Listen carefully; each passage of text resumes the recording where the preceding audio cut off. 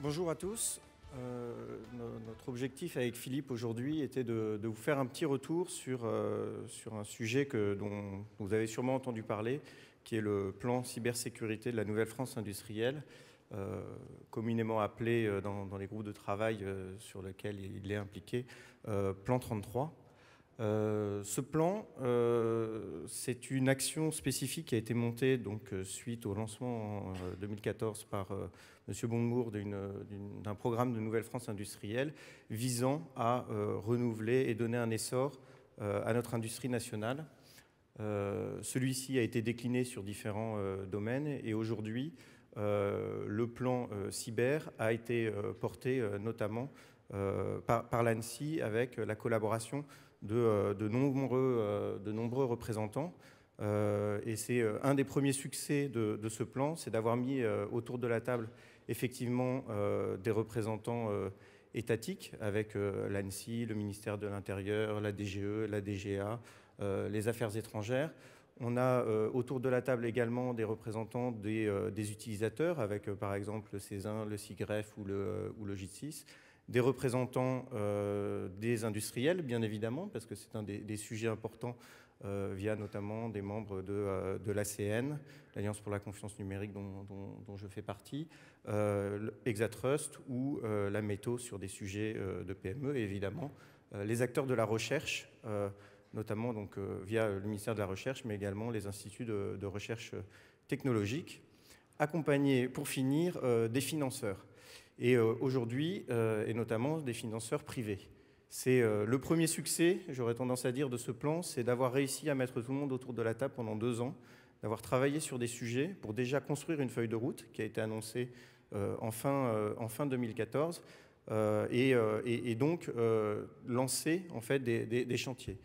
Les objectifs de ce plan, ils sont découpés autour de 4 objectifs. Donc c'est le développement de l'offre. Vous verrez, on a plusieurs actions sur ce sujet-là, mais c'est un élément très important aujourd'hui, valoriser, développer cette offre française et l'aider à monter en maturité. J'en ai entendu parler moi beaucoup aujourd'hui dans beaucoup de réunions autour du FIC, cette maturité de cette offre française, très dynamique, énormément de PME qui sont présentes, mais des sujets aujourd'hui d'attaque du marché, de consolidation et puis de mise en avant des technologies, des offres, des solutions qui aujourd'hui, on a un portfolio très très large, mais peu visible finalement pour nos acheteurs potentiels. On avait un créneau, un volet également important qui est le développement de la demande sur notre marché, mais également à l'international avec la valorisation de cette offre-là. Le soutien à l'export, je viens d'en parler un petit peu, et puis le soutien aux acteurs de cette filière. Donc aujourd'hui, on a 16 actions qui sont en train d'être déroulées et on voulait en mettre en avant quelques-unes avec Philippe pour vous montrer et puis faire un petit retour et également à tout le monde sur ce qui s'est passé sur cette notamment dernière année. C'est vraiment le moment où on a commencé à transformer des actions. Et la première action qui a été incubée et qui est maintenant autonome et qui a été lancée par le plan, c'est la création du label France Cyber Security. Ça fait la 2e année aujourd'hui qu'on l'attribue à l'occasion du FIC, mais il a également été attribué lors de sessions intermédiaires tout au cours de l'année. Et on est très fiers d'avoir plus d'une 50aine d'offres labellisées France Cyber Security aujourd'hui, qui mettent en avant notre offre française avec une vocation de montrer la richesse de cette offre France Cyber Security, donc de cette offre française, et de la promouvoir, bien évidemment, sur notre territoire, mais également à l'international. Donc un des éléments concrets que vous avez pu voir et qui a été distribué largement pendant le salon, on en a parlé hier, c'est ce fameux catalogue de l'offre, dont la vocation est son déploiement et son lancement un petit peu partout pour promouvoir cette offre. Et puis derrière les actions du label, maintenant qu'il est structuré, qu'il est en place, qu'il fonctionne bien et qu'il est attribué, c'est d'aller développer aussi des actions de soutien de nos industriels à l'export dans des salons, des actions un petit peu de représentativité, de représentation de l'offre française. Il y a d'autres axes dont Philippe parlera tout à l'heure sur les potentiels de développement. Une autre action importante qu'on a voulu mettre en avant, c'est l'inflexion de l'achat public. C'est un sujet qui est abordé notamment par beaucoup d'aujourd'hui d'acteurs français, de petites structures, etc., où on voulait mettre en avant cette offre française et aider voilà, le succès de son implantation dans l'offre publique. Donc il y a une action qui a été, une première action qui a été la publication d'un guide d'achat des produits qualifiés et des services de confiance qualifiés. Ça, c'est un élément pour permettre justement, notamment, aux administrations de bien comprendre comment on peut choisir et acheter ces produits et ces services qualifiés.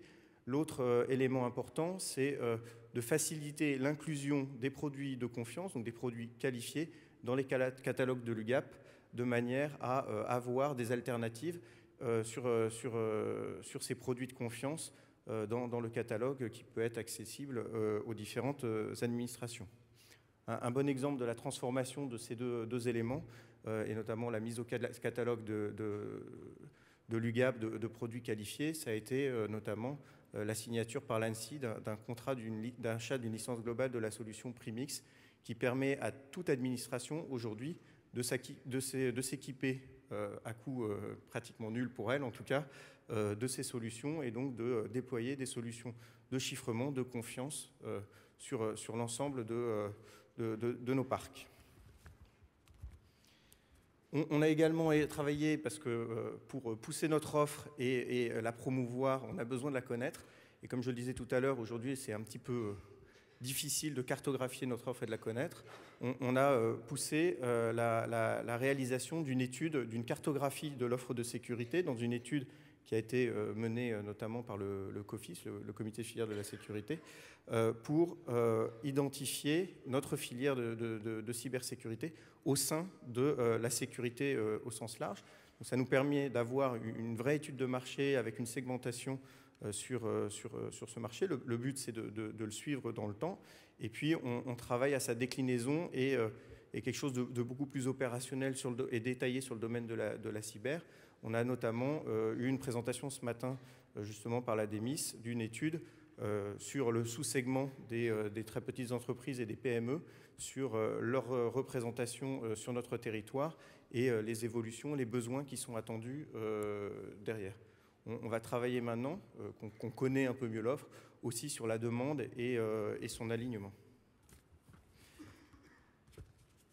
On a également, je finis dans 2 minutes, Philippe, je suis désolé, travaillé sur des sujets d'investissement sur des technologies, grâce notamment à des modèles de financement qui sont les plans d'investissement d'avenir. Et aujourd'hui, en soutien vraiment à la politique industrielle qui a été développée sur la partie cyber, on développe et on a du soutien au développement de solutions, des solutions comme les sondes de confiance qui vont permettre d'équiper notamment les centres de supervision de la sécurité et de traiter des contraintes de sécurité un petit peu particulières de confidentialité sur les données traitées.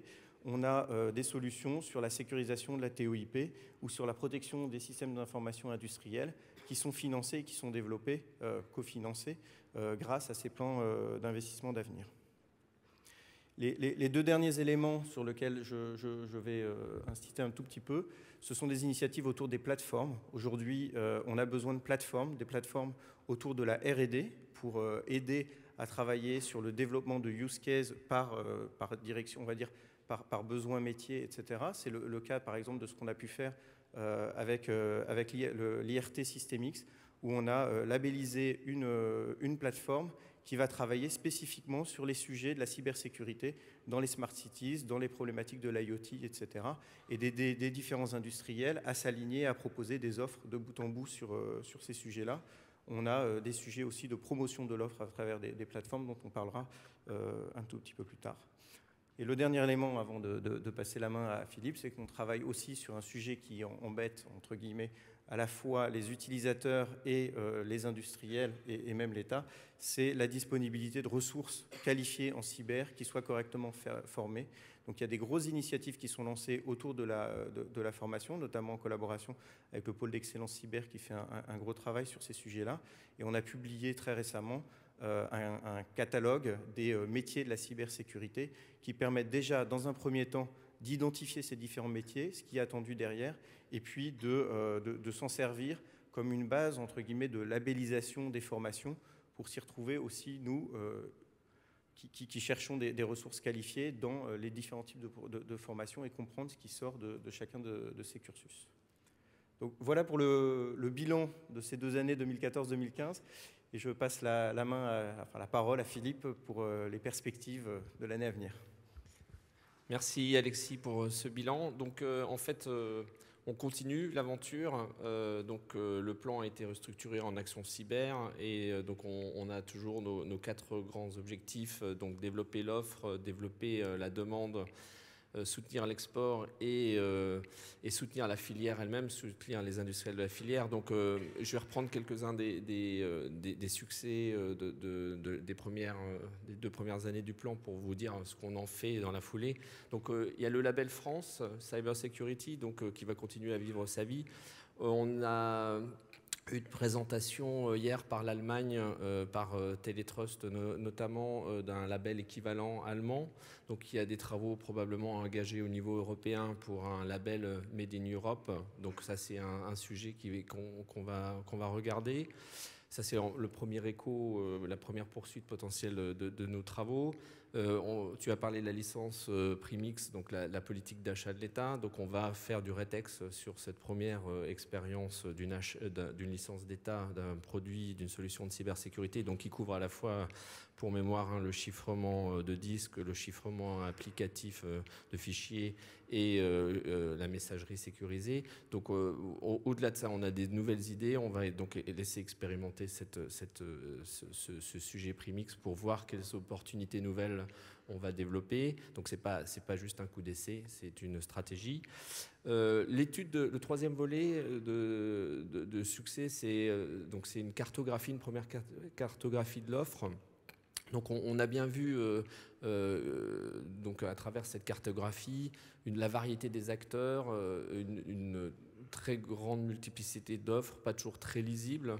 Et donc ce qu'on pense, c'est qu'il faut poursuivre les efforts. Donc ce matin, le rétex qui a été présenté met en avant l'idée de monter un véritable observatoire. Donc un observatoire qui permette aussi de confronter l'offre aux besoins, donc de faire les études de besoins pour s'assurer de l'adéquation et la lisibilité des offres. Donc ça, c'est un vrai sujet de poursuite de la connaissance de la filière et aussi pour permettre de suivre dans le temps l'évolution, que ça soit du tendanciel pur ou du tendanciel lié potentiellement à des politiques d'achat, notamment publiques. Le 4e succès que tu as évoqué, c'est le partenariat avec l'IRT Systemix pour développer une plateforme de type R&D. Donc l'idée, c'est que des gens qui ont envie de benchmarker techniquement des produits sous forme de performance, interopérabilité, donc les fonctionnalités notamment des produits. On ne s'attend pas à ce qu'on regarde en détail la sécurité des produits qui relèvent plutôt des évaluations que l'on suit nous. Donc en complément de ça, on a évoqué le besoin d'une plateforme de type showroom. Donc là, le but, c'est d'offrir à ceux qui ont envie de présenter leurs offres et qui n'ont pas cette capacité, donc un endroit convivial de préférence pas loin de l'Annecy, c'est encore mieux pour que nous on puisse aussi faire de la retape sur ces offres et donc il y a une initiative qui a été lancée, un projet que l'Annecy souhaite soutenir, donc qui est une offre déposée aujourd'hui fin d'année par CEIS, donc d'un tel showroom. Et donc CES ont déjà fait un peu de promotion. Le nom du projet, c'est Focus. Tu as parlé aussi de la richesse, de la richesse des acteurs du plan. Donc non seulement il y a l'État, l'industrie, mais il y a aussi des communautés d'utilisateurs et de la recherche, les fonds d'investissement. Et donc il y a un travail avec les fonds qui a été engagé. À ce stade, on n'a pas encore complètement de succès, mais c'est quelque chose qui va arriver, on en est sûr. Donc ça, c'est un travail qu'on continue, qu'on poursuit cette année de façon intensive. Il y a donc de nouvelles opportunités. Donc tu as parlé des programmes d'investissement d'avenir. Donc, moi, j'ai parlé de la confrontation du besoin à l'offre. Et donc, en fait, tout ça, faut saisir les nouvelles opportunités. Donc, personne n'ignore la LPM. Personne n'ignore IDAS, donc le règlement européen sur l'administration électronique. Donc pour nous, le volet réglementaire est vu comme une opportunité, celle de développer en France des offres de confiance répondant à ces différents besoins, donc des sondes de détection, des prestataires de détection, des prestataires de réponse sur incident. Ça, c'est pour le volet LPM notamment. Et puis sur le volet IDAS, c'est maintenir la capacité d'excellence française dans la capacité à délivrer des identités de haut niveau, lancer des travaux nouveaux sur le server signing. Donc, toujours l'idée d'être en cheville avec l'industrie quand on fait du réglementaire, nous, avoir un miroir industriel pour disposer d'une offre, pour être dans les rendez-vous calendaires nécessaires. Voilà, donc tout ça, ce sont des perspectives pour l'année qui arrive. Ces perspectives-là montrent que l'intérêt de pérenniser cette action, ce plan cyber, et donc nous, on va réfléchir aussi avec les acteurs concernés sur le maintien, la structuration de ce plan, le fait de le transformer en alliance, peu importe le terme, mais on a eu une présentation hier par nos amis du BSI de la façon dont eux gèrent leurs relations avec l'industrie, donc il y a du rétex à faire là-dessus aussi.